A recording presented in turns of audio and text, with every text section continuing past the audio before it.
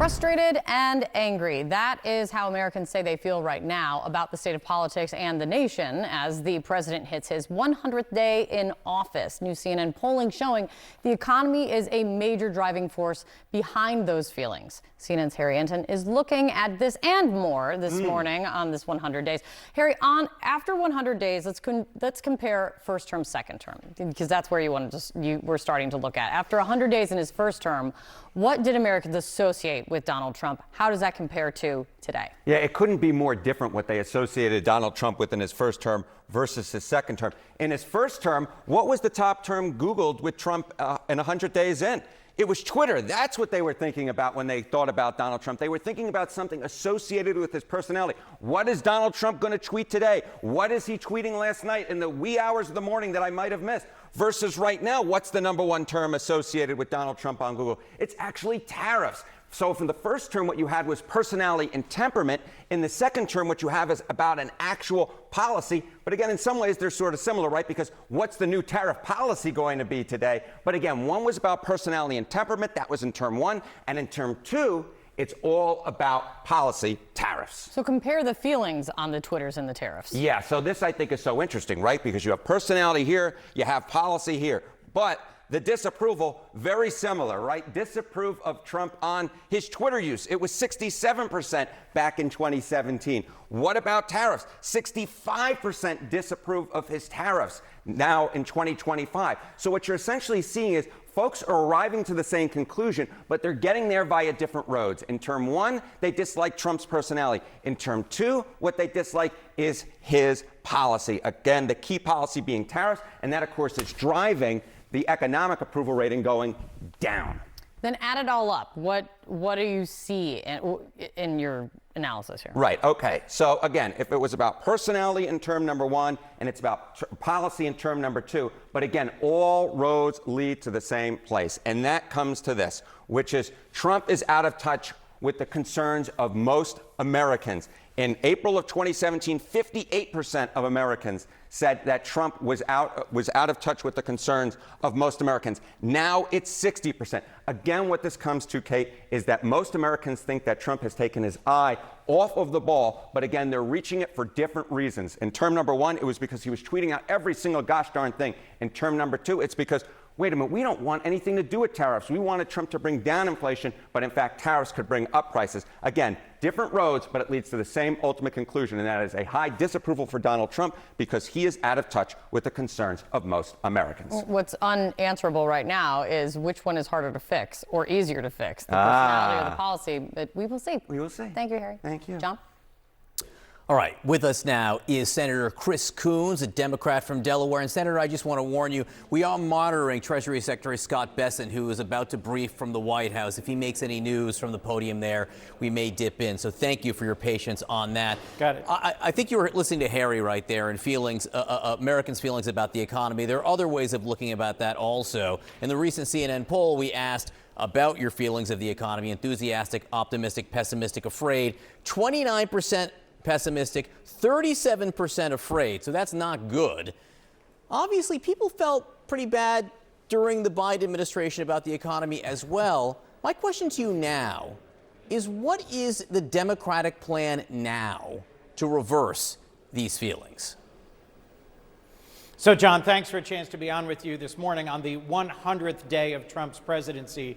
I had a town hall at home in Delaware this weekend.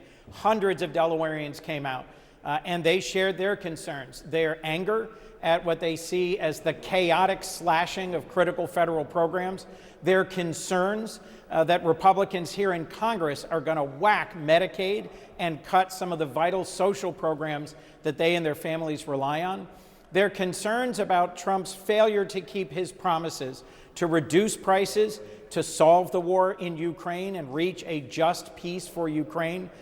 Frankly, what I heard from the hundreds of Delawareans who came out was concerns about issues large and small. Democrats need to be united, need to focus on a few clear and strong issues where there's a sharp contrast between Democrats and what we would do to strengthen manufacturing, bring jobs back to America, and strengthen our economy. and our position in the world, what we would do to stand by Ukraine, what we would do to push back on the PRC, the People's Republic of China. What I've heard from small manufacturers and large in Delaware is anxiety and concern about the tariffs. What I've heard from constituents of all backgrounds in my state is alarm that Elon Musk and Doge has gotten into their personal information, and they're not happy with the impact on Social Security offices and service levels, and the impact on lots of programs that they rely on, whether it's for healthcare, education, or clean water. You mentioned concerns you're hearing about the Republicans in Congress and Republican leadership. And we've got some new polling on this that I can put up here. If you ask Americans how congressional leaders are handling their jobs, 37% approve of the Republican leadership, 62% disapprove, but there's kind of an uh-oh for Democrats there. Voters feel even worse about you guys, Senator. So why is that? If they're so concerned about the Republicans, why are they even more concerned about you?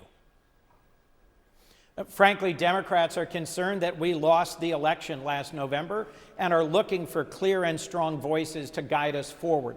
Sunday morning, I joined Hakeem Jeffries and Cory Booker, the senator from New Jersey and the minority leader from New York, on the steps of the Capitol as they launched a 12-hour live conversation with the American people. Millions of people listened or joined. Lots of members of Congress came and joined them on the steps, because what's happening here in the next couple of weeks, John, is Republicans keep grinding forward with their bill to slash tens of billions of dollars out of Medicaid. I think if we can mount a successful challenge here in Congress to these cuts to Medicaid, the American people will be reassured that we have the ability to change the course of what happens here in Congress in Trump's presidency. I'll also remind you that in more than 100 cases, federal courts have ruled that what President Trump has done is illegal or unconstitutional. At the town hall I did this weekend, our state attorney general joined us, the congressional delegation and governor, and she's leading several of these cases to challenge illegal and unconstitutional actions taken by the Trump administration so far in just 100 days. I know you're very forward-looking now, Senator, and that's understandable, but there are books coming out over these few weeks about the Biden presidency and the end of the Biden presidency. There's an excerpt from a book from Jonathan Allen and Amy Parnes, fighting the fight inside the wildest battle for the White House, that references you and your feelings as you were watching President Biden in the debate. It says you could see what they saw even if you wouldn't say it. This is awful. He, this being you, Senator Coons, thought as the debate hit the halfway mark, damn, this is really not picking up. The back half wasn't as bad, he convinced himself, but it was hardly good. He knew he would be a lead member of the cleanup crew, and while Democrats peeing their pants was nothing new, they were right that the president had S the bed.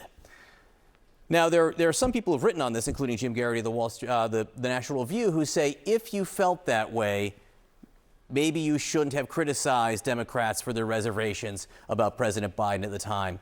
Do you wish you had done things differently at this point? Well, John, obviously, if I had any idea that President Biden was going to perform as poorly as he did at that debate, I would have been advising him differently and advocating differently. That debate performance was the first time I saw anything like that out of President Biden. He had been and was a strong and capable president, and he still had strong public performances, interviews, and just the next day went to North Carolina and spoke forcefully at a rally.